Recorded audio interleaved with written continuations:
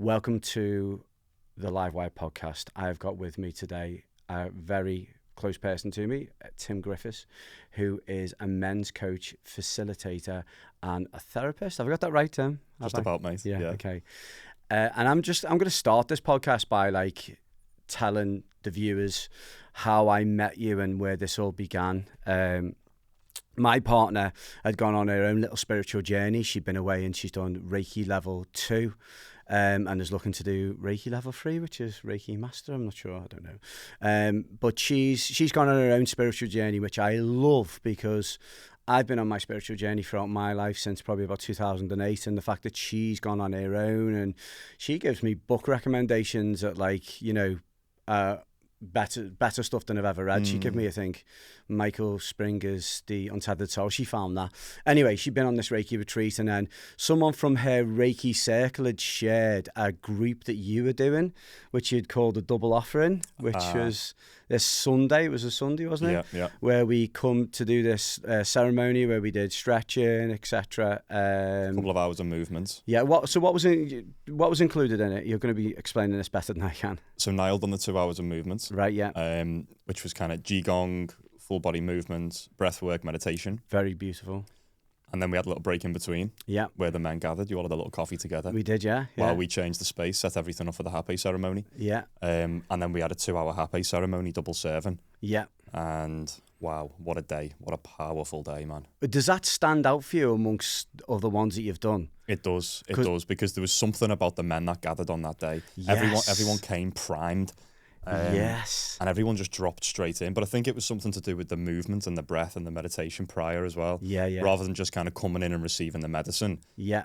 There was a few hours of preparation and there was the connection. There was like a real tightening of the braid between all of the men that came. Yes. So when the medicine was served, we were all straight in. But it does stand out because me and Niall have never done a double offering like that before. Okay. So it was almost like a mini retreat day. You work so well together. I was blown away. I was like, there's people in this world that can talk the talk, but they don't necessarily walk the walk. And there's so many people that you'll, even see like an Instagram or a Facebook, profile of them, and you go, oh my God, they look so spiritual. And there's all these yoga positions. And, it's like this lady in there, 60s, let's say, and she's got the big baggy pants on with all the spiritual patterns and stuff on them, and then you meet them and they're like this really egotistical, hateful person who's going on marches every weekend and standing up for this, that and the other, etc., and just quite a hateful person. And I'd met loads of people like that, but when I come to your ceremony and seeing the energy of you guys, and obviously working with dogs, and I would consider myself a good energy reader because it's my world and has been for a long time. I could just feel it, and I think I expressed that on the day afterwards. I let you both know that there was just such a great vibe coming from both of you, and I think what you need to take credit for, yourself and Niall, is I think your energy allowed everybody to just be open and allowed them to be themselves and let that natural soul just show and just be there, if you get me. Well, thank you. I received that. I really appreciate that. Yeah. And there are different levels to our experience, aren't there? Yes. There are meditators out there who meditate for so long that they completely disengage with their body until their body breaks down. Yeah. And they can die. But then we're losing our physical health. And then, we can be super spiritual. We can be meditating. We can be doing all of the spiritual practices. But what is our relational capacity? Yes. How are we in relationship to other people? Are we taking accountability for our actions? Yes. That's missing. Yeah. We can meditate for 2 hours in the morning, but then are we doing the dishes? Yeah. Are we doing the washing? Are we keeping our house clean? Yeah.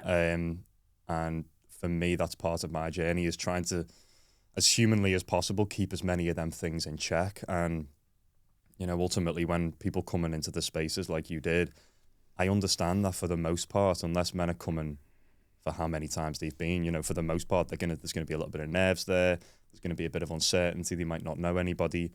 So it's at least first and foremost my responsibility for me to be comfortable, for me to be grounded, and to hold that intention and to hold that space for them.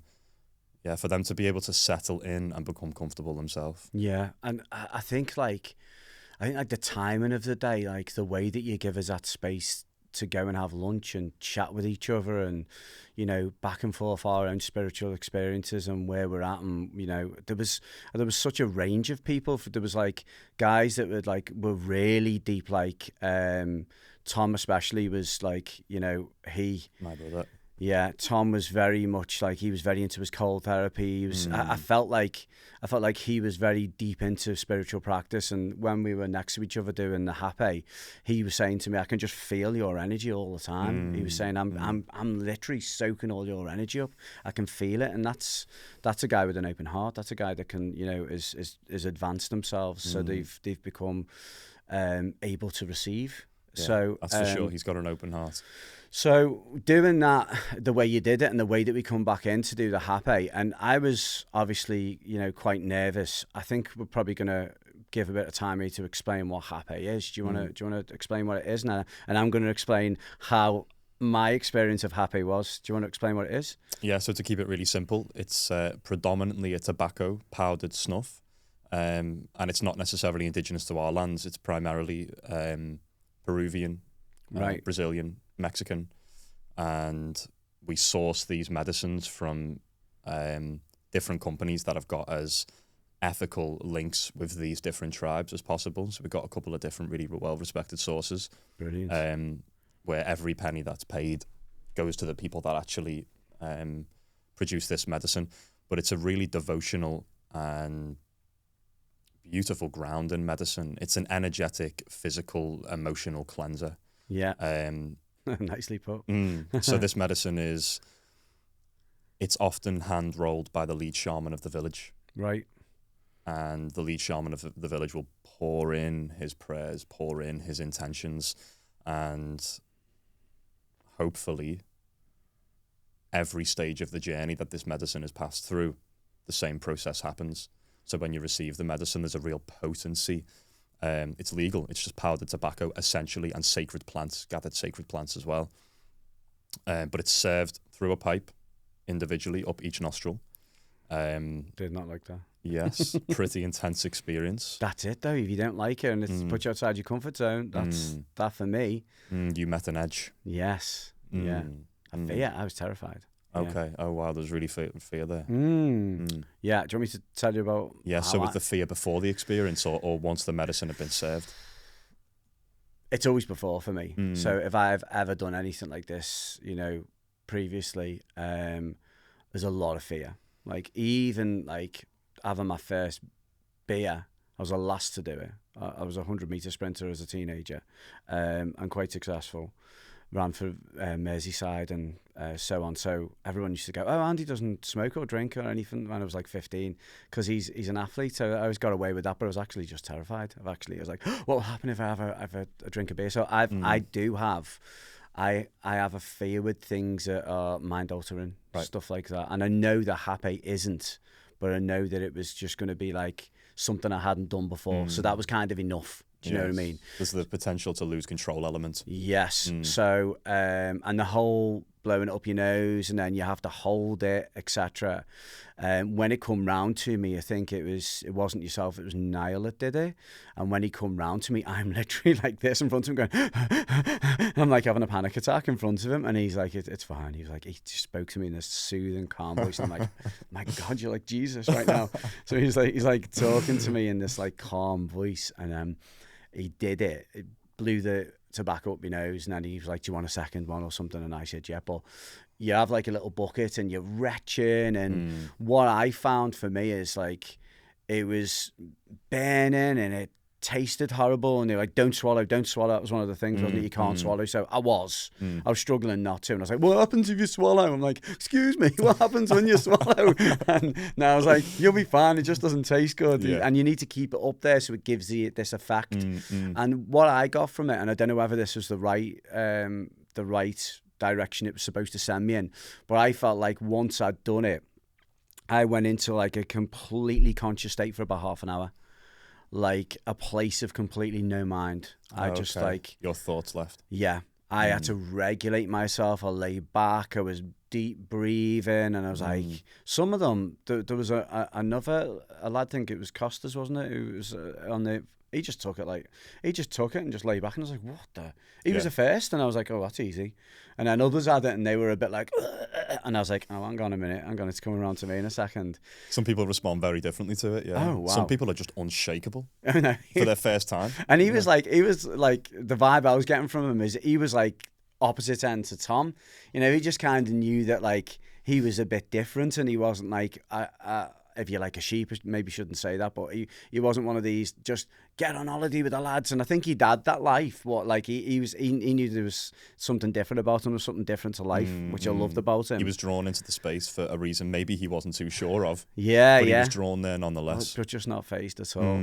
And then I had it. Then we sat around and spoke, and it was just so lovely. I think all I said was, I'm just grateful for everybody who's here. Yeah. I'm just grateful for you guys. I didn't, other people were going, I haven't seen my kids in like, you know, a couple of years, or there was other things going on. There was other very personal things that obviously we're not going to go into and name people, etc. But there was personal things getting said there, and people were like having real moments, like really opening up. And I was just like, I'm just grateful to be here. Just like, I can't believe I found you two energies, yourself and Niall. I can't believe that, like, you know, all you guys are just so open and everything. We're all giving each other hugs and just dead openly physical. I was just like, this is just beautiful. I've been searching for this since 2008. I'm reading books, but I didn't actually know there was somewhere that we could actually feel this together and come together as men and have this beautiful men's circle. And I just spent the whole time thanking, did the second one, and then I remember getting home, getting in the shower, leaning on the wall, having my shower, literally just leaning on the wall, gets in the van, and Kim's like, right, we're going out for tea at the 21st Amendment in Hoylake. We're going out for Sunday dinner, all the family, everybody's coming. I'm like, oh, yeah, okay, I forgot about this. Gets in the van, I'm just literally like this. Kim said, Kim, you have to drive. I always drive normally, and I said, Kim, drive. I'm like literally falling asleep on Bodhi's chair, my son. I'm literally asleep on his chair. Gets in there, and I'm like this. Just literally like, just not eyes closed, it's just like gone. And then it wiped me out. It just absolutely mentally, just like, it wasn't an effect of the happy, just to be clear to everybody. It was, I'd gone through such a trauma. I'd gone through so much development and had to push myself and had to face a fear. Yes. That my heart rate, my adrenaline, the cortisol was flying through me, so I was in this like panic state. It's like it'd been, you know, I'd gone through shock. I had this big shocking experience, and then once I'd gone through that, and then halfway through the dinner, I just become alive and really still. Oh, wow. And very like I could hear every word somebody was saying. And this undiagnosed ADHD that everybody, including me, feels that I've got,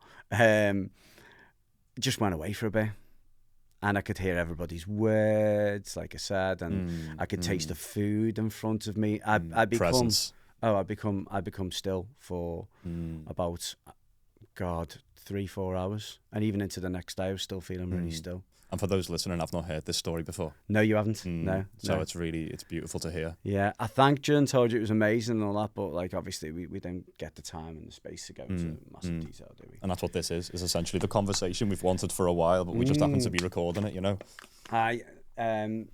Tim does a men's circle on the last Thursday of every month, That's it, yeah. Last Thursday of every Soon month. to be increased in frequency, but at the moment that's... Where you pay for the time, but he actually gives you the option to like pay a different amount depending on your income, which I think is a lovely way of doing something. Yeah, I don't want money to be the reason that people can't come along and get that brotherhood, get that support. Yeah. So I've been missing them and I really need them, but I'll be honest with you, things get in the way, and then sometimes I'll just be sitting there and go, I just want to sit and chill and watch a movie with Kim tonight. Yeah, man. And you know, I haven't got the energy to go. I just want to chill, etc. Half the time something's getting in the way. You know, we've got a newborn baby of 3 weeks today. Congratulations, man. Yeah, cheers. Her name is Poppy, and she is amazing. It's our first girl. We've got 2 boys, and it is different. It feels very different. It does.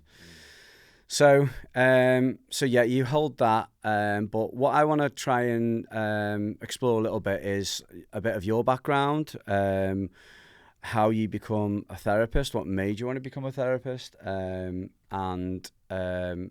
you know, a little bit about you and your background, where you're from. Well, what was your, you know, childhood or whatever?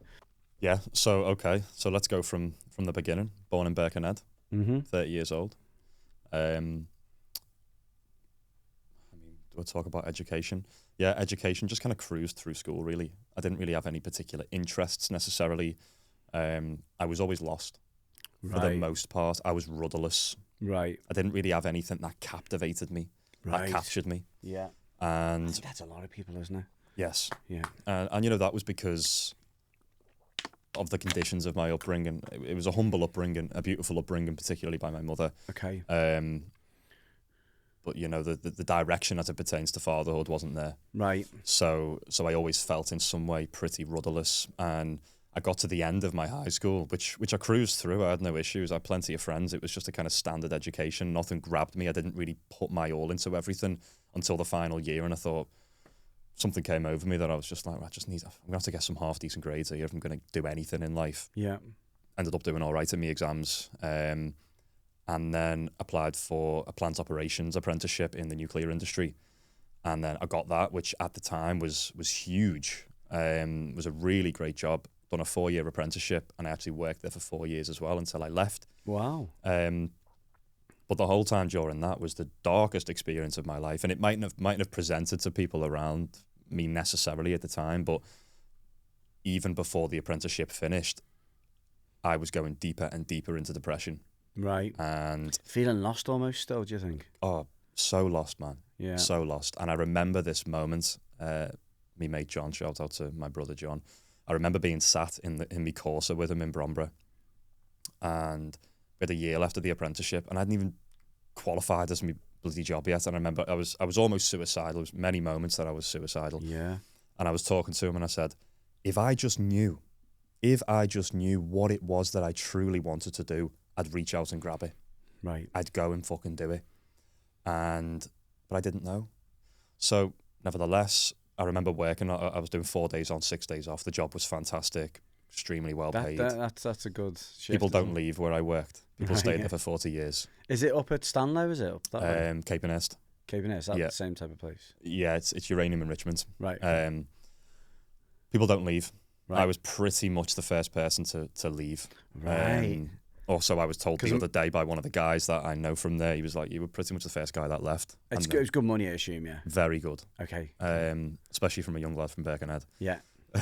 So even before the apprenticeship, before I graduated from that, I started reading. Right. I was reading anyway, but I started to read self-help books. And what was the first one? What to Say When You Talk to Yourself. Okay, not read that one. Yeah, Shad Helmstetter. Powerful about the words that we speak to ourselves and how that programs our subconscious. You know, it's like, you hear people say, oh, I'm not a morning person.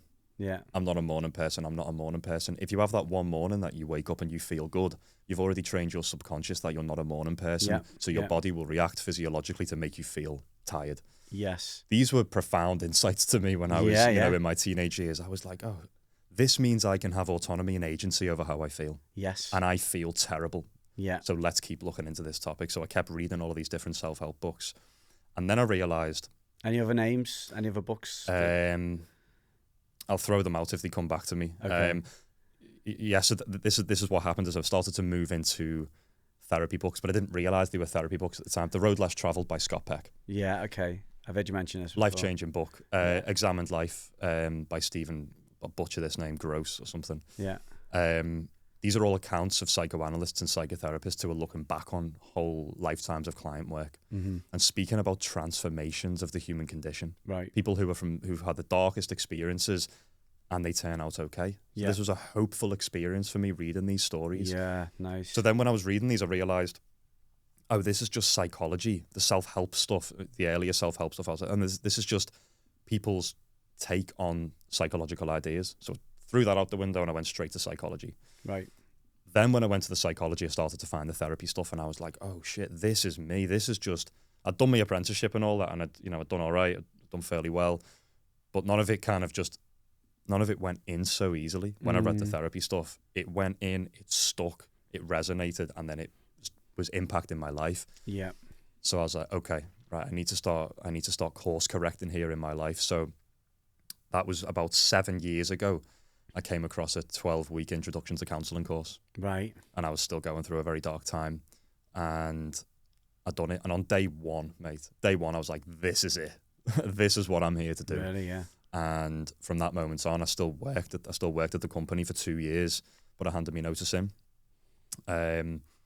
And yeah, so handed me notice in, and everyone said, well, where are you going? Are you going to work in another engineering company, or are you getting a pay rise somewhere? And I said, no, I'm going to be a bellboy in Canada. So I went over to Canada for a year and worked in hotels, snowboarded, just kind of done the seasonal thing. Yeah. And that's when my life changed. Right, okay. So when I got to Canada, I'd left, or I thought I'd left, all of that pain behind. Yeah. All of the loneliness, the fear, the trauma. I thought I'd left it all behind. Yeah. And I had a phenomenal few months. Just living the dream. Distraction. Smoking, drinking, partying, you name it. Socialising, don't get me wrong. Beautiful friendships. Meeting people that I felt as though I'd known my whole life. Yeah. Just connecting like that. And was taking psychedelics quite often. Right. And having... Recreational? Yes. Okay. Yeah. And I wasn't on a devotional or ceremonial path by any means at that point. I was just, let's go and live it up. Yeah. You know, I'd been, obviously kind of substance wasn't allowed at the place that I was working, so I couldn't kind of enjoy a smoke or anything like that. So I was smoking a lot. And when I got to Canada and taking mushrooms, so we had some great experiences. And then there was the one experience which changed my life. Okay. And that was a huge dose, and smoking at the same time. And essentially that's when everything landed on top of me. The ground opened up beneath me. Okay. And go into that, like, tell me about that experience at night. So, like, yes. If it was a night or a day or whatever. So it was just the same. It was like, okay, we're all going to do mushrooms tonight. Okay. And I was with a beautiful group of people. We'd formed amazing friendships, but in reality, I'd only known them a few months. Yeah. And, through this whole experience, none of this was their responsibility. This was my responsibility. Yeah. But it didn't feel like that at the time, because what actually happened is I took too much. Well, didn't take too much. I can take that now ceremonially. But in that environment, and smoking bong after bong, it's not wise. Yeah. I was just naive to it at the time. It was just more. Yeah. And trying to fill a void. Right? Yes, indeed. Trying to fill the void. Mm. And somebody said one thing that I heard. They were trying to speak to me. Nothing bad at all. I think it was something like, are you going to pass that bong or something like that? But it triggered something. Right. It was almost like I was a pane of glass that had all of these cracks in it. And that final little crack came and the whole thing shattered. Right. The ground opened up beneath me and I went into a deep, deep paranoia freeze. Mm. And what that was essentially was it gave me PTSD. So I then spent a couple of years untangling that PTSD. But what it was all of the shame from my childhood that I'd carried around the relationship with my father. Right. Huge amounts of shame that I was carrying for myself. I blamed myself for everything. Right. All of my lack of unworthiness, my abandonment pains. Yep. And it all rushed through my nervous system in one moment. And that's really what trauma is too much, too quick. Yeah. And it all ran through me. Maybe it should have ran through me over the course of 10 to 20 years on a healing journey, but it ran through me in the course of an hour. Yeah. So then in that freeze mode, I was on the floor, deeply, deeply paranoid. And lying down on the floor? Pretty much just kind of crouched down. And did anyone notice, or were they just all too high? Yes. They noticed, but how can I expect people who were also tripping to know how to handle a really difficult situation like that? Do you know how much you'd taken, like mushroom? I think it was 5 or 6 gram. That's a lot. In a tea, drank at the mushrooms, then fasted, Did it all properly then, yeah? Yeah, oh yeah. They talk a lot about in mushrooms, because I've studied this a lot, as you know. Mushrooms and ayahuasca, I've studied it a lot because it's had a deep interest for me. But did you do it as like a setting? Mm-hmm. It was just done as like, let's make sure we take it right and then party. That's it. Okay, cool. Yeah. So there was no structure. Yeah. No safety necessarily. Yeah. And bless my friends, why would they know how to handle that situation? But in that moment, I was, of course, paranoid of every single person, that everyone was then viewing me in the way that I was viewing myself. Got you. Internally, which had now become conscious, which was self-disgust, deep levels of unworthiness. Wow. So I would look up every now and then in this deeply paranoid state, and people would be looking at me. So here's the irony: is paranoia is generally a feeling that people are watching you, or a feeling that people are feeling a certain way. People were watching me. Probably going, is he all right? Yeah, is he all right? What the fuck do we do about that? You know. But then I consolidated the situation because I'm looking at people extremely suspiciously. Yeah. Why would they know? Just looking at them. Yeah. And they're just looking at you, going, what's wrong with him? They're in the same state as you. Exactly. Yeah. They're sitting there going, what have I done? Why is he looking at me like that? No, and then I end up following them into a different room, and we're in another same room, and I'm in the same place. But obviously, what's happening is I'm fully triggered. I'm in freeze. My nervous system is shut down. Yeah. So then the weeks following that, I was a wreck. Well, the couple of years following that, to be honest, it was panic attacks every day. It was like deep paranoid trips. I would just go into freeze. I'd be in work, and I'd be, kind of feeling dark and depressed. But then again, the ground would open up beneath me. That situation would just keep happening to me. Were you doing drugs after that, or did you stop? No, it slowed down completely. Okay. I'd still smoke a little bit, but then okay. the smoke would trigger everything in my nervous system again. Do you know, one of my best mates growing up had the same thing happen to him, that he went, he had an old group of friends, and I met him after this had happened, and he always spoke about he'd done 2 bad trips. He'd done acid twice and done them, and they say that, like, I know it's probably not the same with yourself, but I know when I've done studying on this, you say that if you've got a history, family history, or you've got a personal history of like schizophrenia or anything like that, if you do psychedelics, it can be really bad for you. And I think this lad was like that. So he'd done these 2 trip experiences, and he had these bad times with it. Met me later on, a couple of years later, and if he ever smoked any pot, or he ever drank too much or anything like that, it would just like he'd literally be like that in a room. Everyone would be smoking weed in the room as you did when you were, like, younger, etc. We'd like go to the pub, go back to someone's house, smoke a bit of pot, and then we'd all like, let's have a bong and pass it round. And he'd go, I'll just have a tiny bit, because he knew, and he'd just have a tiny bit, and the next thing he'd be like that, left, right, and then run and just leg it. Wow. This same lad was like, he used to have the most incredible physique you've ever seen. He had like a 6-pack with no like steroids or no help. He was just really well built. And I was thinking to myself, oh my God, the discipline in that lad. And this is what was happening: is post all the acid, he was trying to find something when he used his body, but we ended up separating. And he's still about now, and you see him, and he's blew right up. He's a massive size. All teeth have gone out of his head, and he just walked around talking to himself. And wow, that's so sad. Yeah, I know. He's like, I didn't think his mum and dad were very much. They actually blame me. They said, "Oh, he's gone worse because you found a girlfriend." Because you weren't there with him anymore. Yeah. And I was friend with him. I never took offense to that. I was just like, I was like, I actually was complimenting that you think there was that much of a balance for your son's life, etc. He's a little bit older, make a couple of years. You can't stay connected to everyone. Yeah, but it just triggered that thought for me, that because I'm interested now in the rest of that story, because it sounded like you and him were in the same place at one point. Yes, it was a terrifying place. So for weeks after, so you'd cut right down. So obviously I pretty much stopped mushrooms after that. Yeah, okay. Pretty much stopped mushrooms. I was still smoking a bit, but when I was in the company of others, I would go into the same trip.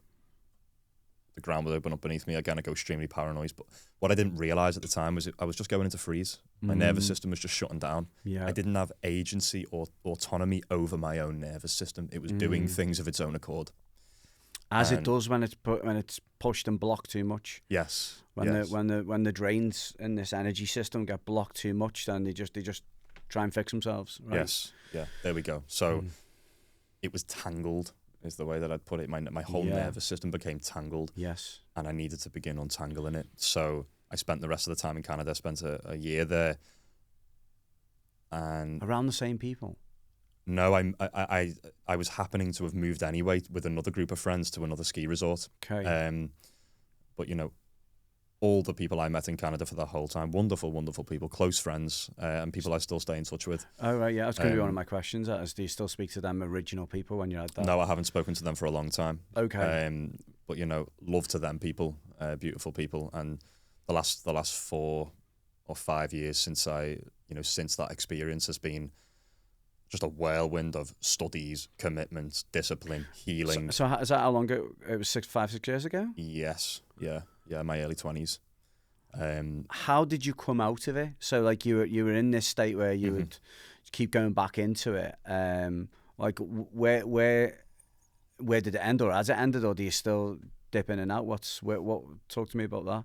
Well, to begin, I'm blessed to say that no, I don't dip in it anymore. Amazing. It's spent years of like deep commitment, man. Deep commitment of meeting that darkness. And I found some really interesting texts around it which completely put the finger on exactly what happened to me. So Stan Groff and Christina Groff, who are transpersonal psychologists, they named it a spiritual emergency or a spiritual emergence. Yeah. And what that means is you're essentially stripped of anything that you think you are. All of these illusions, they are just cut away from you. Yeah. You enter a deep depression. But as you're going into this deep depression, you go through a rapid personality change. Yeah. Because of the psychedelics. So what I didn't realize at the time was that's what I was in. Is I'd gone into this dark depression. My personality was completely changing. And the way that I was going to come up again was through psychedelic integration therapy, through a phenomenal therapist that I came into contact with, who I literally found a therapist. I resonated with her simply from her writing on the counseling directory. Went to her home, told her the story, and she went, "You do know I'm a psychedelic integration therapist?" And I said, "No." And she went, "I'm actually a shamanic practitioner. Me shaman room's upstairs. Do you want to join me upstairs?" I was like, "Yeah." Let's do it. Complete synchronicity. So we've done some beautiful work together, and we're still in contact now. We've actually worked in spaces together as well. Yeah. I call it the energy or the trauma, the PTSD. You get pushed off the cliff. That's how I refer to it from like what I've read and what I've studied, because I've never really. I did have that in the last podcast about my getting it in Missouri and stuff. I was talking to you about it. We have to learn how to fly, Yeah, I kind of had a little bit then, but I haven't had anything like that where it's been like this massive, like the big experience like that. But I refer to it as being pushed off the cliff. Yes. So go on. So you go up into a room and then So then I'm doing. It was like many forms of healing at the same time. So I'd done counseling. I needed the counseling just to start to work through what it was that I felt so much self-disgust over, what it was that I carried so much shame around. So that's where the relational therapy came in. I've been in therapy for years as well, but so there was that. Is she still around, this woman, by the way? Yes. Is she? Yeah, a good friend of mine now, because we worked together quite a few years ago. Okay. And you know where my head is. I want to meet this lady. yeah, she's amazing. Okay, yeah. And reading. Again, I was reading a lot. I was educating myself a lot. I dropped deeply into meditation and spiritual practice to find spaciousness. I got deeply into fitness because I needed to move some of this energy through my nervous system. Then I found breath work. So important. Yeah, and then it was the breath. Right. It was the breath. Okay. I don't do it enough. Yeah. Hardly do it. It's alchemical. It's alchemical. I had all of this trauma in my nervous system. I had all of these pains in my body that I needed to breathe energy into. So that's when I came across Tantra. Right. Particularly Egyptian Tantra, which is, it's many things, but it's primarily an alchemical breath technique where, using visualization of certain patterns of energy of the body, we breathe into them spaces, and whatever's in them spaces is alchemized and leaves the body. We're transmuting the energy that we're carrying. Beautiful. So for me, this was just years of grief that I needed to alchemize. So by bringing breath into the body, oxygenating the body, and breathing into the specific parts of me that needed untangling, it just pops and out it would come. So it was years of crying, mate. Yeah. Years of crying.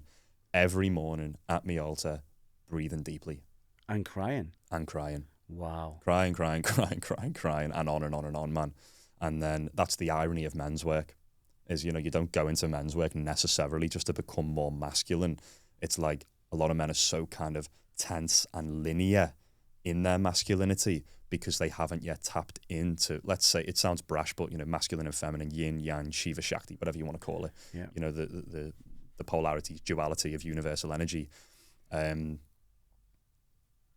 of the entries into men's work is the feminine work, which is becoming more acquainted with your feminine emotional body. Yes. Which is becoming more acquainted with your sensuality, your senses. Blue and pink. There we go. There we go. So that was my journey too, was dropping into that, feeling my emotional body, crying all of the tears and the grief and the pain. And then something started to shift. I was like, oh shit, okay, I'm feeling a little bit more stable here. Because what I was doing was regulating myself. Yeah. I was like, oh, this isn't washing over me every day. If I do this, this, and this, my day is better. Okay, right, there's changes I can make in my own life here. Yeah. So then I came back to psychedelics. Right. So for me... This is massive, man. This is a great story. Thanks, man. It really is. For me, the way through the pain and the trauma is that. It's right through it. Oh, shit. Not for everyone, but for me, it's through it. Yeah. So for me, I knew my way back in to truly untangling this trauma that I had in my nervous system was psychedelics. I knew that I had to sit with a shaman in a very contained ceremonial space and meet this head on. They say, don't they, that an ayahuasca ceremony is the equivalent to 20 years of therapy. Yeah, when I've read deep into ayahuasca and did actually book in to do it, but COVID stopped me. But they say, so I mean, this is gold, man. This is amazing. It's like the fact that you've done that full circle, like you know, so many people. It's just you're such a brave person. Like so many people would like have that experience with mushrooms and have that trauma and be in that, you know, horrendous state that you were in by the sounds of it. And they would just, I think like my friend went through a similar thing. It was like, oh my God, I've got to stay away from that. Where you've been able to, you know, do this big full circle, heal, and then know that actually psychedelics was the start of it, really. And although, and that's the thing, is there's no, you should never go over it, you should go through it. And there's never anything great ever achieved inside the comfort zone. Yes. You have to push yourself, and you do have to go through hard stuff. And there's a great book out there called The Talent Code by Daniel Coyne. I've read too many books. I should open a business up that just recommends books because I've just read that many. And he talks about the people who've achieved greatness in life. And this is everybody from, like, you know, Andre Agassi to Adolf Hitler. Like they've achieved big things, whether it was good or bad. And nearly all of them went through really, like, he'll go, like, you know, Andre Agassi, I don't even think he's in it, but he'll be like, Andre Agassi, like, lost his dad when he was 9. This person did this. This person had this big trauma experience. That person, like, was a foster child. Or every single person that he goes through a massive list, and all these people have achieved absolute greatness in life and these big goals, and, you know, advance themselves in whatever way they needed to. Something's happened to them. Yeah, yeah, and that's, I just think, like, listening to you, and Eckhart Tolle talks about it in his books, where, you know, that most people that become conscious beings they have like a critical point. There's like this critical point of like real pushing over the cliff. They just have this horror. I had, as you know, I had a bad experience in my life where I was involved in a fatal accident that destroyed me. And when we've done our own personal one-to-one work, you and I've gone through that with yourself. And I think that was, I know as soon as that happened to me and I was a broken man, I think I read one of my first spiritual books, which was, I think it was My Greatest Teacher, I think. It was like a Buddhist one, or the Tibetan Book of the Living and Dying. It was a Buddhist book. And it was years later that got onto the better stuff that I found, like Eckhart Tolle's The Power of Now. Have you read that, by the way? Yeah, that was one of the first ones actually as well. That was in there. Yeah. It's people used to skit at me and say, you're literally like, you've got shares in this company because you just tell everybody to read it. I was just buying it on eBay all the time. Yeah. But eBay must have thought it was like, you know, just some weird guy who just collected his book and put them all on a big shelf, because I was just buying them for my client to go and read this. It'll help you with your dog. Read this. But going through that trauma, and doing what you've done and then coming back, that's just, I just had to have a little bit, I had to cut in there because that's incredible. That is absolutely incredible. I appreciate that, man. Thank you. Absolutely incredible. Well, you've just earned, not that you didn't have any of my respect anyway, but you've earned so much more respect off me just to hear that you've done and gone through that. Thank you. So what happened from there then? What was, and as well, just to credit the people that were around me as well at the time. Yes. And that I wouldn't have been able to do that without people who, heart-led people who were supportive, people who seen me, people who trusted me, people who pushed me, people who loved me. And that's what you're doing for people now, on a grand scale. You're starting to bring men together and trying to be the person that I really needed back then. Yeah, that's amazing. Yeah. So it's the ayahuasca was the first psychedelics I'd done since that experience. I guess what feels important to mention as well is, as I mentioned, I found the Egyptian Tantra, which was powerful. It's really what I needed to be able to begin to regulate myself. So, blessings to my teacher that I came across, Kia Ankara. And you said she's local, yeah. So this was a guy, Kia. No, he lives in Bali. Okay. So we done all of our work online, and he was and still is publishing books. The therapy was happening at the same time, and then the first experience of psychedelics following the PTSD was ayahuasca in an undisclosed location. Right. I'm so interested in this, honest to God. If there's a book written on ayahuasca, I have read it. I am so interested in it and terrified of it, etc., etc. So yes. Cue this conversation. Okay. 2 evenings. Okay. Like a weekend thing, was it? Yeah, weekend thing, all in one space together. Localish? Yes. Okay. None of us left the one room that we were in. Okay. So we all spent that time together over a full weekend with 2 servings of the medicine, and we'd receive hape and kambo at different periods when that was necessary and needed, when that served the space. So you did hape and kambo as well? Yes, I was all in, man. Wow. I was all in. Because kambo's just like make you really sick, isn't it? It does. It's extremely purgative. So that's a deeply spiritual cleanse as well, and a real physiological cleanse as well. Yeah. Because it's not psychedelic, is it? Kambo? No. You just literally just like. Yeah. So it's. I'm not a kambo practitioner, but it's the medicine of the frog that gets, generally for me anyway. It was tapped with like a little pen or something, isn't it? Burned. I burned. Yeah, and then into the arm. Right. So that was a very powerful experience for me. But the ayahuasca, so this memory came back to me the other day when I was in the shower. The first evening. It's always in the shower. It is, isn't it? Yeah. It's when you get that free time and you can't be on your phone or anything, isn't it? Yeah. The first evening was sighing. Right. Deep sigh. I mean, you getting us to do that on our little thing. It's just it's a way of energetic release. Humming's a big thing as well, isn't it? I was doing that this morning. Really deep. I take a deep breath and I hum into my balls. Yeah. Wow. Or as low as I can go, and it just brings me deeper into my body. So the first evening, it wasn't an emotional experience for me. Right. It was. First of all, I was terrified. I remember saying in the sharing circle, it feels very big that I'm here and this is the first time I'm taking medicine since this experience. Wow. So there was a lot of fear, but those who were in the space were beautiful, grounded, supportive, experienced people, and I had faith in them. And there's a level of faith that I had in myself. I was almost in for a penny and for a pound. I was like, well, after what I've been through, I think I'll be all right. And that's the thing, isn't it?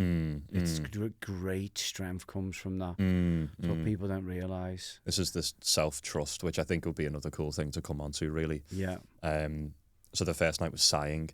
It was like I'd held all of this tension my whole life. My nervous system was tangled up. It was tense. So I spent about 6 hours I was slumped against the wall.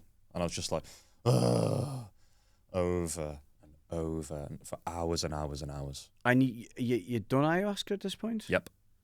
So you took the first cup? Yeah, I took the first cup, and the shaman says... Did you have much of the first cup? No, so the shaman says, you'll know if you need another cup. She will tell you, the medicine will tell you. So I took the first cup, and I was kind of anticipating this like blast off, and it didn't come. And then the medicine said, go for a second cup. Yeah. I went and sat in front of the shaman, and the shaman said, she just wanted you to know, or she just wanted to ease you in because she knows your experience? Yeah. So then the second cup was blast off, but yeah. Just quickly interrupt there. So for the viewers, when they refer to ayahuasca, it's a plant medicine taken by the indigenous tribes and very much done in Peru and Costa Rica and places like that. Thousands and thousands of years old, and they use it in a very therapeutic way. But when you were referring, and that's why I'm jumping in to save any confusion, they refer to ayahuasca's grandmother ayahuasca. Yes. So that's why they say it's a she. So when Tim is saying there about that she had said to have another cup, it's about that there's a way that you know that you're being spoken to, and just like your divine consciousness just sends you up and you're ready for another cup, and that's grandmother ayahuasca actually talking to you and communicating. Cradling me in her arms. There you go, yeah. So go on, so we take this. So then the second cup, the second cup was blast off. Okay. What happened? Describe this to me. How do I even describe an experience like that? I know it's indescribable, but that's why I'm so hungry, because I'm like, no one can really tell you what it's like. So for me, it was like an old film reel, like black and white. Yeah. It popped up in front of me. Wow. And I just went through my whole life. Yes. The whole reel of everything I'd ever been through, but from a kind of non-attached place of observing. Yes. But with this wide expanse of awareness and consciousness to be able to be held by her in witnessing what was happening. And if there was emotion that needed to come, it would come through me, but it would be so welcome. And I was just purging, sighing, all of these different experiences. But the crying didn't come on the first night. So on the second. That's amazing what you just said there. Just like all of the memories, everything like came the through. Grandmother's got you, and she can go, right. Yes. This is because that's how other people have explained it to me in the past. That I've seen on podcasts, read in books, and I know quite a lot of people personally, and had deep conversations with them about it, that they'll like, you can go through all the therapy you want, and you can do this, that and the other, and read all the books that you want, but when you take ayahuasca, you basically, when you get to that stage, she'll literally just go, that's where it is. Yes. There's a blockage, there's a blockage, there's a blockage, and there's a blockage, and there's a blockage. There you go. But I've got you. Don't worry. There you go. No fear, because you trust in her. So amazing. So the second evening, I remember we were all just kind of chilling the second day, kind of leading up to the second serving in the evening. So you go through the night, and I remember eating a jacket potato during the day, and there was something coming up in me around, tonight's going to be about my father. Okay. Tonight's going to be about my dad. Yeah. And I still hadn't really landed in that emotional spot of what had happened. And it came that evening.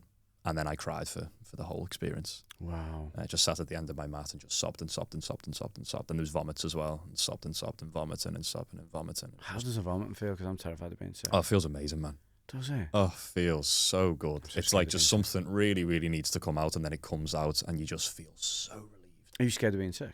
No. No. But then it's kind of like, it's besides the point, because like you're just on a different planet. No one said, everybody's always said that to me. They're like, oh, don't be worried about being sick, because like you're in such a different headspace that like it won't really bother you being sick. You're purging, you're getting rid of stuff and all that stuff. So. Yeah. So then that came through. It kind of really showed me what happened in my youth, but it connected me to the emotion. It connected me to the experience and allowed me to tap into the emotion of it. Yeah. And then she fed me the word abandonment. It's like these experiences that we have in our life, we can often speak to them intellectually. But then there's a moment they drop into the body. And then it's emotionally. Yeah. Because it's not held in our mind, it's held in our nervous system for the most part. So it dropped into my body. And, you know, I hear you say it's 20 years of therapy in one night. It is, if you integrate it. Yes. That's another thing that 100% needs to be added. And I'm glad that you've said that. That a lot of what I'm reading, because I'm coming from a theory, you've been there and done it, you know, you're completely in a different, like, I've got a completely different view to me. That's why I'm so interested in it. But what I've heard, the feedback I've heard is people say that it's okay doing it, but it's what you do afterwards that matters. 100%. And that's still where all of the tools I was developing came in. because all of that stuff comes into my body. How I can keep perfect was breathing this through road? Hey, Yeah. how perfect. It's powerful telling the story because I've actually never told the story sequentially like this. Yes. So it's a really beautiful experience to be Yeah, able to good. tell this out. It's and beautiful then- to listen to it. Yeah, thank you, man. Yeah. And then it came to mushrooms again. So then I'd go to really powerfully, tightly held spaces, ceremonial mushroom spaces where I could start. Obviously, I was being held by the shaman energetically, and I was also learning how to hold myself still with this medicine. And was it coming up? All of that stuff was coming up. The experiences that I went through, which brought the PTSD on, and I was just continuing to untangle that. So then I started to study psychotherapy, because when I was in Canada, I knew that's what I wanted to do. I was still reading all of this stuff, and I thought, well, I know studying to be a therapist as well as you go deep into your own work. So then I started to study psychotherapy as soon as I got back, and that was a whole other journey of healing. Which now, I'm qualified and I work privately with clients, and it's really interesting to notice how much work it took to not have them rouses in my nervous system anymore. It wouldn't take me much. It would take me a conversation or a group setting or a certain word or a smell. When I used to smell sage would put me into freeze. Okay. Because I had a DMT experience once, recreationally, and it triggered me. Did you see the serpent? No. I seen black. Did you? Black. And I sank into that same hole, and there was sage in the air at the time. This was before ayahuasca. Yeah. And whenever I would smell sage, it would trigger me and shut my nervous system down. And then I remember when I took ayahuasca, she just came in and she went, oh, that. She just wiped it clear. And then ever since the ayahuasca experience, I use sage now to smudge my spaces and nothing happens in my nervous system. Right, okay. Because ayahuasca is DMT crossed with a vine, is it? That's right, isn't it? So it's DMT is basically, again, for the viewers, DMT is, some people take it recreationally, but it is a very spiritual drug. You can actually listen to a lot of experiences from Joe Rogan on his podcast. He talks about it a lot. It's the first time I heard about it. And you basically just do these 3 inhales of a pipe of this drug. It's not really like a recreational drug, because when we kind of explain it to you, there's nothing very recreational about it. They have these 3 inhales of this pipe and then hold it, and then they just literally just go off the planet. You literally die. It's a massive like ego death. You just completely fall off the planet type of thing. People have claimed to have spent months in that space, but you're only actually in that space for about 10 to 15 minutes, and then you come back. And then you're fine. You could literally just go and drive half an hour later or something. I've never done it, but it does interest me, not as much as ayahuasca. Ayahuasca is that crossed of a vine and mixed into a tea that prolongs the experience, and that's where I feel it allows this grandmother ayahuasca and this to come in and you've experienced it, you know more than I do, but this is me explaining. I think explained beautifully. Yeah, to the viewers, like what it actually is. So go on, the DMT. So yeah, I guess that was just a little side note anecdote. And okay. And then a few years ago, then I wanted to start to have moments and that's it. So the real sign that things had shifted for me was I noticed I was starting to come up out of this personality change, because I had never considered myself as creative. I never really kind of wrote, played music, or done anything that would indicate that my personality type, say, was creative. Yeah. And when I come back up out of this personality change, out of this depression, which I was tracking because I'd found the fucking book, I started to see the world differently. Everything around me changed. It sounds really subtle, but I would watch a movie, but I would be watching it through different eyes. I would notice different camera angles. I would notice what it was that the cameraman was trying to achieve. I noticed the artistry and everything. I would look at a painting and feel something. I would listen to music and experience it in a different way. And I started writing poetry. So on the way back from Canada, I bought a journal and I wrote my first poem on the plane. And then I wrote... You still got it? I've got hundreds of poems. Still got your first one? Yes. Okay. I'll see that. I wrote hundreds of poems through this dark experience. So I've got And I've got hundreds of thousands of words of journals as well through this whole experience. Wow. So it's all there, documented, all of my experiences, and the dark poems, like real darkness, because this was a lonely journey. Yeah, can I ask a question about that? So did you? It's quite an important question, really. When you were doing these poems, did you find you had to keep rewriting them and changing the words, or did you just write them straight off the bat? Pretty much writing them straight off the bat. I was probably writing, through the darkest times, I was probably writing 2 to 3 poems a day. It was like, that was my expression. I was crying, I was doing all of this other stuff, and it was just, words were just almost like just this backlog of words that I'd ignored my whole life. They were all just pouring through me. So then I was writing spoken word poetry for like sort of 3-4 minute more sonnets and speaking them out as another form of expression of me, like really finding my voice and articulating what it was that was happening within me. Amazing. And that's the reason I asked that question, is because like I remember reading one of Wayne Dyer's books, or I think I was listening to one of his seminars maybe. Have you ever discovered him, Wayne Dyer? No, I haven't. Yeah, so he's actually did a seminar once with Eckhart Tolle and Wayne Dyer. He wrote, I think he wrote a book called The Erroneous Zones years and years ago. Then he was like one of the first writers of Law of Attraction. It was called The Power of Intention, his book. And then he went on to write other ones like Wishes Fulfilled and different ones like that. But he was another one of these conscious beings in the world. And when he got to a high state of consciousness, this is why I was asking the question, is he said that, I think it was either Wishes Fulfilled or The Power of Intention. One of his books, he said, he wrote that start to finish without one single correction. The whole book. Wow. Just sat down, wrote the whole book. Wow. Then give it to like a proofreader, and the proofreader said nothing needs doing. Like the whole book, start to finish. Pure transmission. Yeah, and that's what I'm saying, that like you've gone through this big transformation energetically, spiritually, consciousness has gone to a high level for you, that like you're almost like becoming like you're enlightened because of this. I'm a human. Yeah. I'm a human. But I guess, to speak to that point there around the poetry, I was articulating a felt sense, which was, I'm really feeling something dark, and there's many ways it can come out, but it wants to come out in words. Let's start writing it. And then I would just reach a point where that felt sense had been symbolized. That felt sense had been expressed. What a way Be like, full stop. Okay, done. I don't need to mess with that anymore. That's expressed. Next thing comes up. Oh, this feels weird, dark, strange. I need to untangle this. Poem expressed. Done. And I was just churning through these expressions of creativity. Purging. In a way, isn't it? It's just another example. Yeah. And then I'd go to some spoken word events and speak these poems out and be witnessed in it. And that was another way of, I was terrified, obviously, at that time. I've never stood in front of a crowd of 100 people and spoke poems. Just another way of stepping up, because obviously my freeze was paranoia, people looking at me. So I'm like, well, fuck it, I'll just get on a stage and be looked at. Outside the comfort zone. Let me get my water a second. You're going to make loads of edits. You're going to be charged with £5 here. Hey, for these edits. I've got other waters. £100 an edit.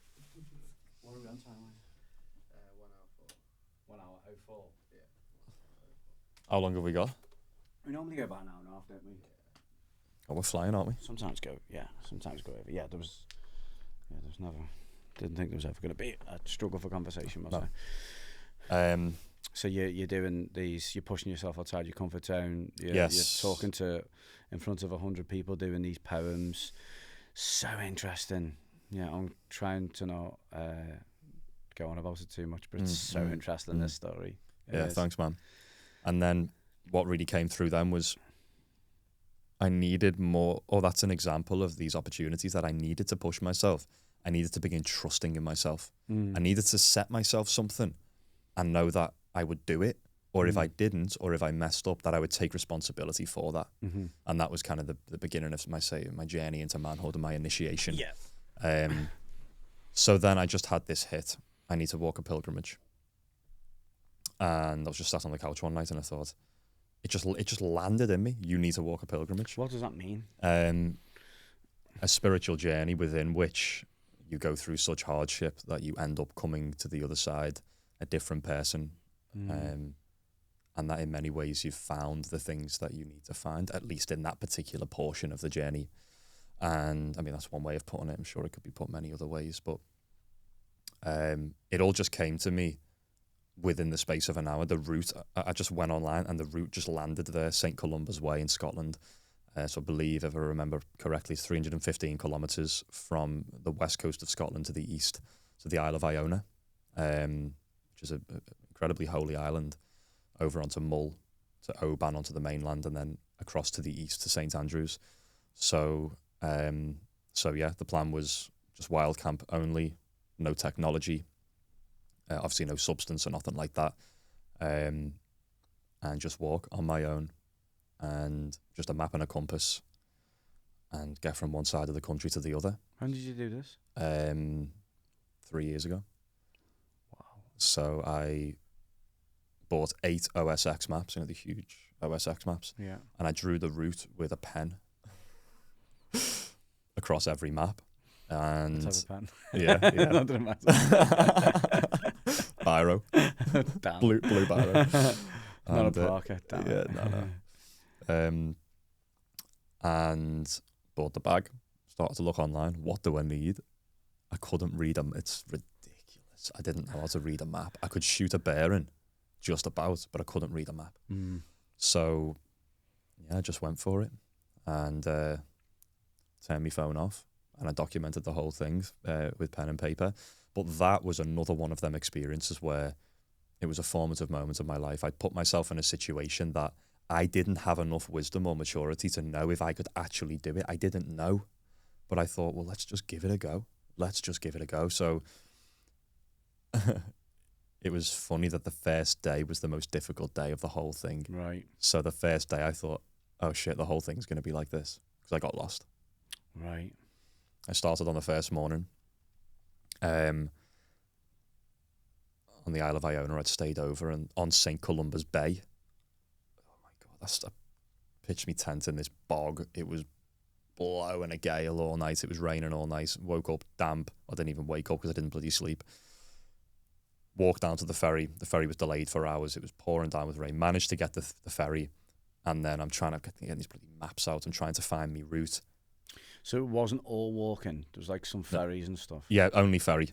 So there was the Isle of Iona, the Isle of Mull, and then the mainland, as in the UK, Scotland. So I'd start on Iona in the morning, get the ferry to Mull. Mull was about 2 days walking, ferry over to Oban, which is in Scotland, and then I walked the rest of the way to the other side. So it's out of Scotland? Yeah.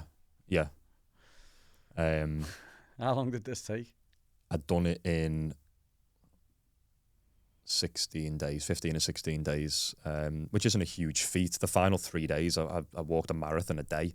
Every day, I walked more and more and more because, again, this is the complete naivety in me. I didn't know what to expect. I'd planned for it to take about 30 days and to do about 8 to 10 kilometres a day, and I thought, I'll take a few books, I'll walk for a few hours, pitch me tent up, have a read. But after day 3 or 4, I was like, fuck that. I'm going to walk 10 hours a day. I was just a man on a mission. I'd never felt this level of motivation and tenacity in my body, ever. Did you take books? Yes, and then I sent them all home because they weighed too much. Okay. I didn't have time to read. I was walking. I planned to do this with a client, with a dog client who's dead into it, and he said, why don't you come and do it with me? And we get on great, me and this guy, so we have planned to do it. I bought all the gear, bought it all, the right weighted tent and everything, but they're in the loft. Yeah, so I bought everything brand new. Right, yeah. I had like a little flint and everything. What was the tent? What brand was it? OEX. Yeah, it's the same one I've got. It's phenomenal. This I haven't got the two-man. smallest one though. I went for the 2-man. That's the one I've got. Yeah. I think what was under 100 quid, 70 quid. It's all fairly cheap to get all this stuff. The thing is phenomenal, and I've used it so many times since, and it still works. It was brilliant. Yeah. So you don't need all of the fancy gear. Like, what about to lie on? What did you have as I'd a bed? recommend reading, being able to read a map though. A self-inflating Berghaus, little thin mat. I've got one, but it's not full length. Okay. It's about half length. Right. I've got Yeah. one, This is like a green one. This is about 5 or 6 foot, I think. Okay. But it packs 4 down foot, into it it packs down into nothing. Okay. Yeah. So yeah, first day, I start walking, and I just get lost. It was like, I'm following this like little pen mark on a map, and it says like turn left, and there's a turn down someone's driveway, there's another turn down a farm lane, and I'm just like, how am I gonna know where I'm going to get across the country? This is insane. So I took a turn, and I walked for about 2 to 3 hours in the rain through this dense bushland in the Isle of Mull. And anyone who's been to the Isle of Mull will know it's wild. You're just waiting for a dinosaur to walk around the corner. It's Jurassic. Like there's eagles there. The place it's the most beautiful place I've ever been in. Yeah, eagles there. I didn't see one, but I met a woman who just took a picture of one. She'd just seen one 5 minutes prior. Amazing. Most versatile eagle in the world, of a golden eagle. Oh, wow. Live in any climate. Yeah. So I want to go back there as soon as the camper van's built. That's where I'm going, is to retrace the steps of this pilgrimage. Nice. So nevertheless, I followed through this wild bushland, or whatever you'd call it. And there was kind of left turns, right turns, left turns. I was marking them on my hand with a pen. I mean, anyone who's actually done wild camping will be like, what? This was ridiculous. Just turn back around and ask someone. It was all learning there, wasn't it? Of course. And I had this kind of green naivety of like, I can do this on my own, you know? So it got to the point where I had all of these markings on my hand. I was completely lost. And then my knees went from under me in fear. Wow. It's the only time it's ever happened in my life to me. Wow. I mean, I stopped and my knees went and I hit the deck. Start to sit down. Yeah. Then I cried. In fear, I felt like a boy. I felt completely incompetent. I felt out of my depth. And then this other part of me started to come through. This is where the high mileage per day come, the strength come, doesn't it? Yes. This part of me comes through and goes, okay, you're on your own here and you're being reckless. If you break an ankle, you could die. No one's out here for hours and hours. So you need to start thinking a little bit ahead of time. You need to slow down. And so I picked myself back up and I managed to follow the left and the rights that I had by-road onto my hand back to a road which was still in the middle of nowhere. And I seen an old couple. So I ran over to this old couple. I was like, where am I? And they told me how to get back to this main road. So I pitched my tent there, got the maps out again, and I had to figure out a new route. But I didn't have any technology. So I was just like, well, okay, I'm just going to go down this road. So I followed a main road. And there was much... I was about to say it was much easier from that point. No, it wasn't. I got lost every single day. Really? But for the most part, things were presented in front of me continually. And what actually was the difficult part was the emotions that I was processing on the journey. Right. Was the deepest sense of loneliness I've ever experienced. Was this accepting, even though of course it wasn't necessarily true, I had to die to the fact that nobody might be there when I get home. Which might not really be tangible, because it's like, well, of course people are going to be there when you get home. But it was an acceptance of that I'm on my own. It's an existential acceptance of I am on my own. There are people around me and you are on your own. No one is coming to save you. You are walking this path. Everybody that you know is not guaranteed to be around you forever. So it was this deep sense of accepting who I am on my own and beginning to build a relationship with myself. Yeah. And cry more tears, find a level of fortitude and strength that I never tuned into before. And that was another transformative part of my journey. What was when you were doing the walking, etc., like how geared were you? Did you have a waterproof coat? Yes. What was on your feet? Really prepared. Okay. What coat did you pick? I love mountaineering and stuff. Berghaus, I can't remember the name of it, but it's like a Berghaus shell. Right. That's all it was. It was like a shell, had a t-shirt jumper underneath, just standard kind of hiking thin trousers, with just waterproof pullovers if I needed them. Wore barefoot shoes, wore Vivos, which nice. Yeah, which by the end of the walk had a hole. Both of them had holes in the heel, but he worn them thin. Did you have the trail ones, or did you just have the normal I had flat ones? The really thin flat ones. I had the Vivo boots strapped to my bag, and then I never worn them because Trekker they're called them. Yeah. Anytime I wore them, they just hurt my ankles. Right. I've been wearing barefoot shoes for years. My ankles didn't need that kind of support. They were too heavy. I think they can be a bit like that. I feel like they kind of like give you a grip around there, but then for your actual ankle, it doesn't give it any support. Yeah. So most people would say, oh, you need to get really supportive shoes with a really thick sole and blah, blah, blah. But I don't believe you do. So it depends what terrain you're walking on and stuff. But it does, yeah. You ever heard of a guy called Ed Stafford? No. Ed Stafford, he's quite famous on telly. He did some great series recently where he was like 30 days on the streets, and he basically just go and like undercover and live on the streets and see what it was like. Oh wow. 30 days in a gypsy camp and all sorts of stuff like that. But he's famous for like doing discovery programs where it's like first man out, and he'll get like a famous SAS guy and say to him like, we're going to get dropped in the jungle and so first to get back to the helicopter. Wow. Type of stuff. And that's where I seen Vivo Barefoot, because I'm massively into them and probably owned in the region of 20 pairs since I've discovered them years ago. I've got about 3 or 4 pairs now, but I've got the hiking boots as well. But I'm dead into Vivo Barefoot, and I seen them on him. But what I did notice was based on the terrain that he was on, he would have like either them or like Meindl or Mendel, I can never say it right. But hiking boots, I have them for work. The Gore-Tex big and heavy though, so he'd have them based on the terrain. So like, and if it's boggy as well, you don't want to be getting your feet soaked, so you can have your waterproof boots on as well. So the rare moments that I'd put them on, because if it was like really boggy, I didn't just want to soak my feet and soak my socks. Sometimes you just need wellies because it's going to go that high. But say 95% of the time, at least, I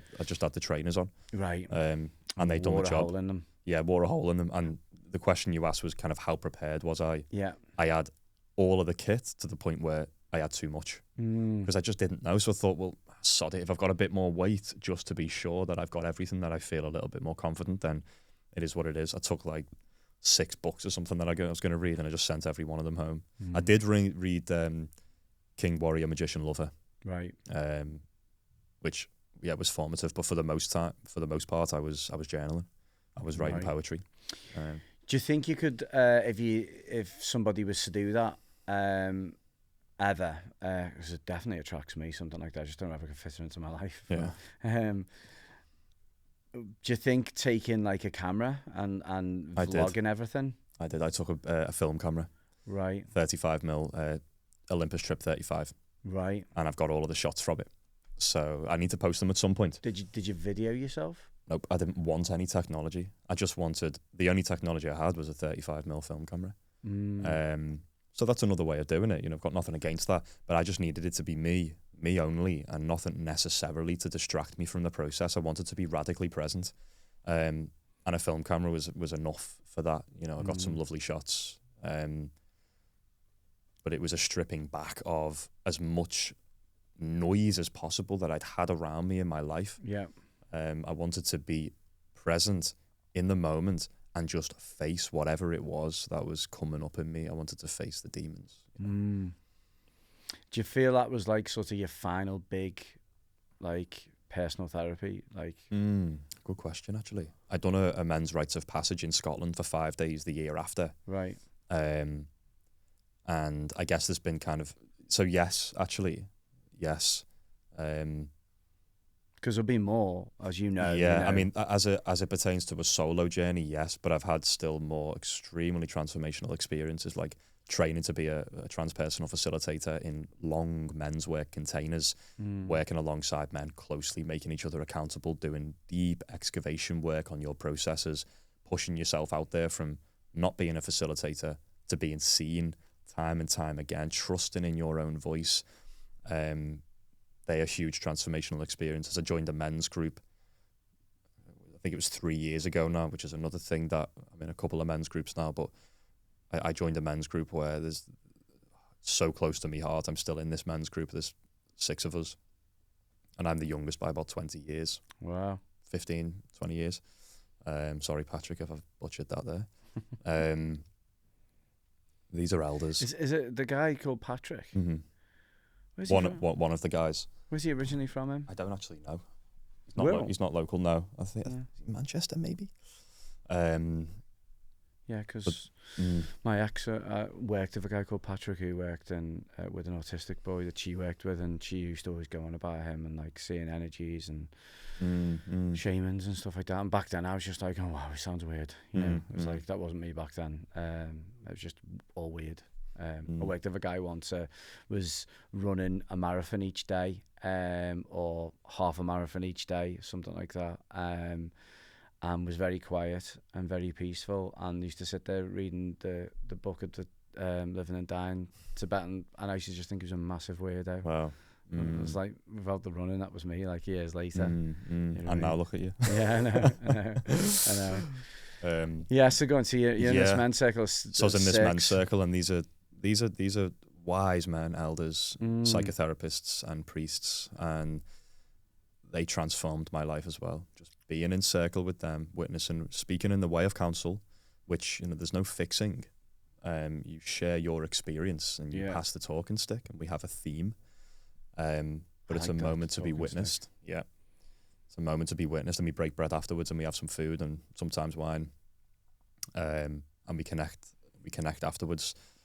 Simply witnessing these men in the strength and courage to be vulnerable, and witness how they held themselves and continue to hold themselves.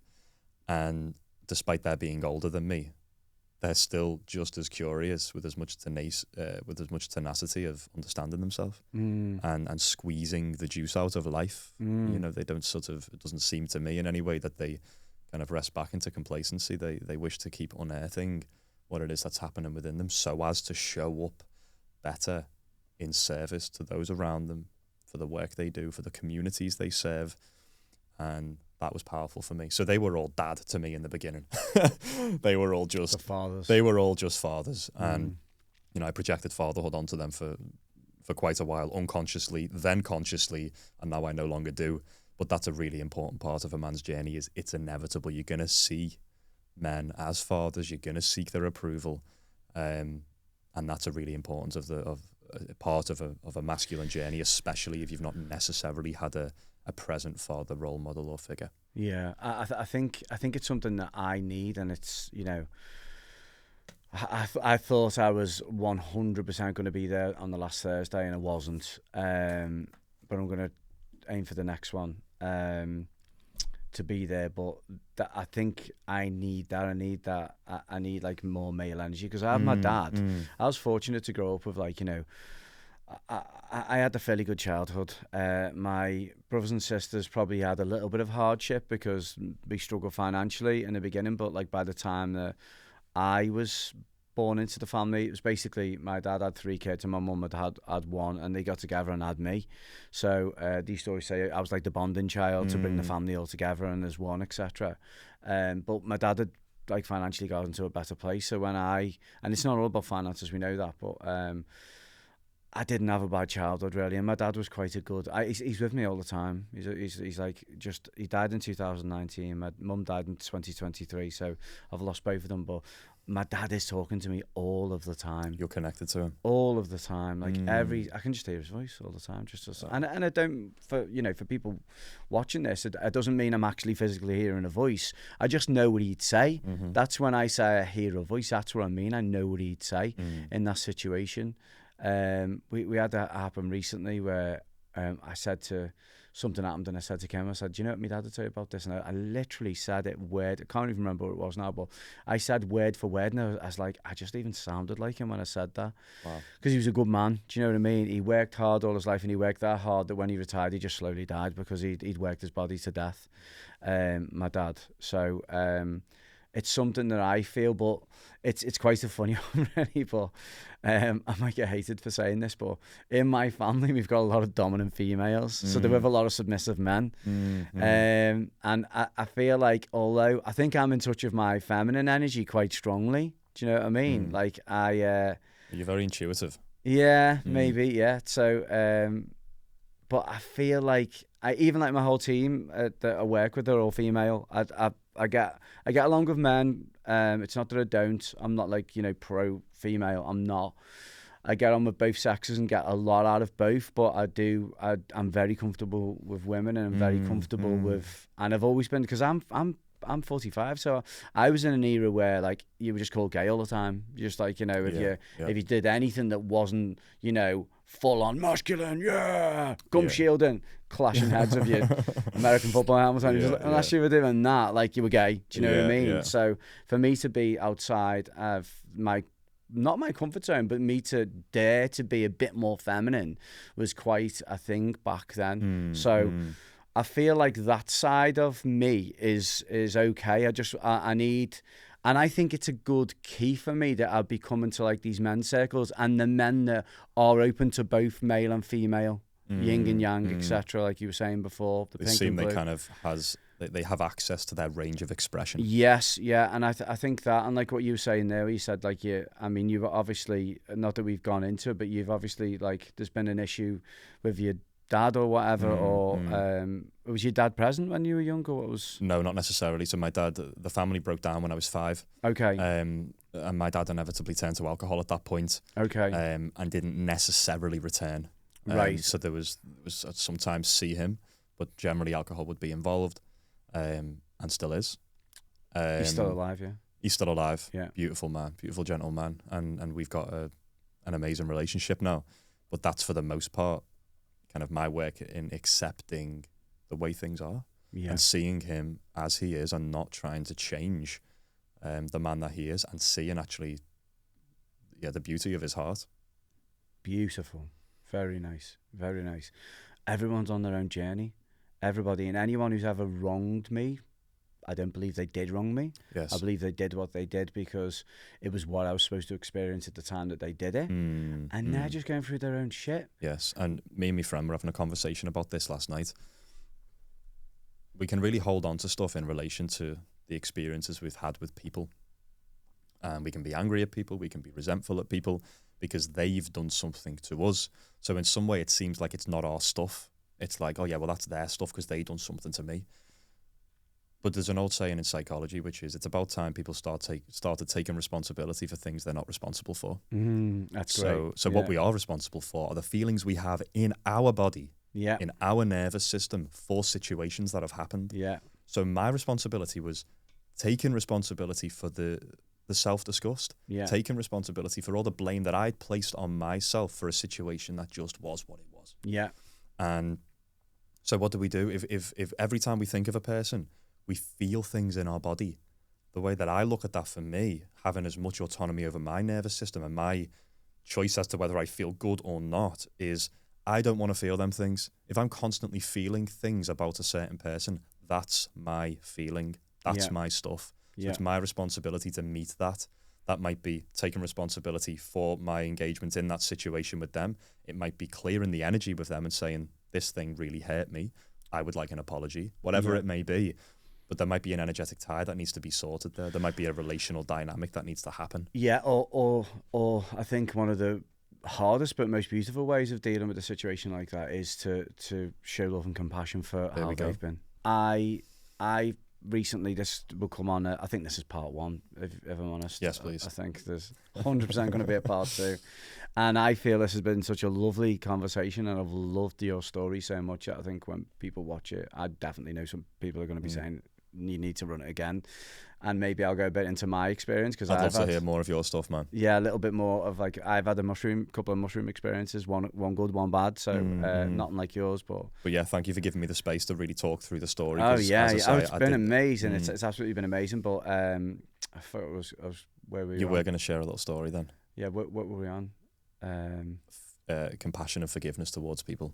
Compassion and forgiveness towards people. Yeah. So I forgot where it was now. I forgot. Yeah, we're gonna have to do a heavy edit on that. It's not like me, is it, to just go blank? So I was talking about my dad, the relationship with my dad, and how we can kind of solve relational engagements by reconciliation. I feel like it was after compassion. So I